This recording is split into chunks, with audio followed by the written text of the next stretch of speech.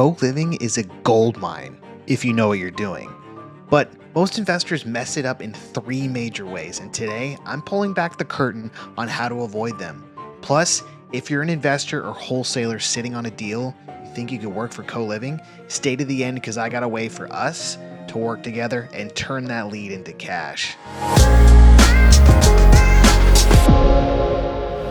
First mistake is just thinking that co-living is just like a regular rental but with more people. That is completely wrong. Co-living isn't just about renting rooms, it's about managing shared living dynamics, and that means having bulletproof systems. You need to have systems for onboarding tenants, for cleaning schedules, for conflict resolution, even who's responsible for the toilet paper or cleanup. If you don't set these expectations from day one, chaos happens and the tenants are going to leave. You know, I've seen where a property lost 3 tenants in 1 week because they hadn't set clear guidelines. It's a mistake, and any investor can make it, but don't do it because it could cost you thousands. So if you're sending me a deal to partner on, I'm looking for properties where systems can easily be implemented, but pretty much if it works in our buy box, we got a system for it now, because that is exactly what makes co-living profitable.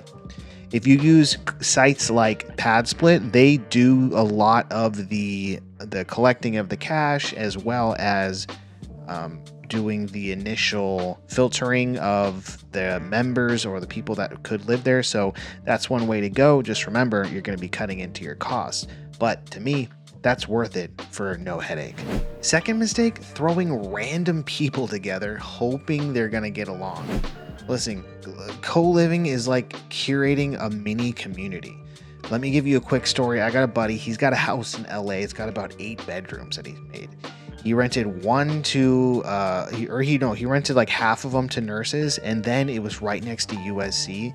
So he got a college student, and guess what happened? Within a month, he gets a call at midnight. If she plays that music one more time, I'm out tomorrow. Now, the best way to do it is to screen for compatibility as much as credit scores, lifestyle compatibility. You just ask him, do you work from home? Are you quiet at night? A good one that I got was like, where do you smoke? Usually within the house. You want them to say outside, but actually you're finding out if they smoke or not. So maybe you find a buddy that doesn't smoke if the rest of the house doesn't smoke. So the secret, happy tenants stay longer and they're willing to pay more if you're providing a sort of a sanctuary they can come home to after work. So if you're bringing me a property for co-living, think, will this space attract compatible tenants? Otherwise, the turnover, it's just going to kill all your profit. And mistake number 3, using regular rental numbers to analyze co-living deals. It's just not going to work out. With co-living, your income potential is way higher, but only if the layout makes sense. You can turn a 3-bedroom home into a $4,000 a month cash cow, but you need the right bedroom count, common spaces, bathrooms, etc.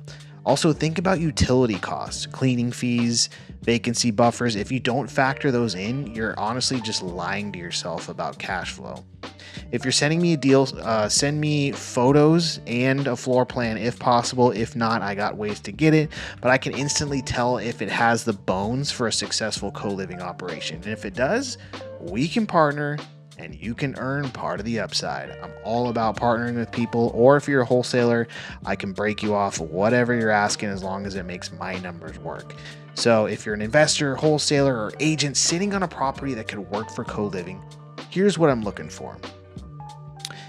3 bedrooms or more, hopefully around 1,500 square feet or more, near kind of the urban areas, near hospitals, universities, big employers, things like that.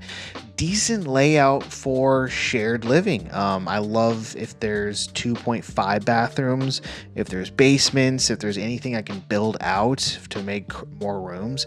Send me the address, the photos, and any rent estimates, but I can get all those as well, except the photos, and let's see if it's a fit.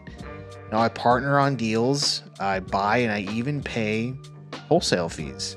So what it looks like to partner is if you've got some cash laying around and you want to learn how to get into this co-living thing, then you be a partner on one of the deals coming up. That's exactly how I got started.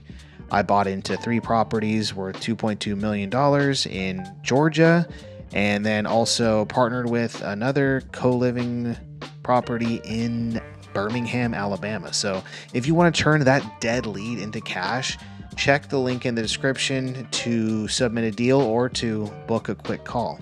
All right, let's do a quick recap. Mistake number 1, no systems. You're gonna guarantee you have chaos within your house. Mistake number 2, wrong tenant mix. That's just gonna equal lots of turnovers. And mistake number 3, wrong numbers. You're not gonna have any profit.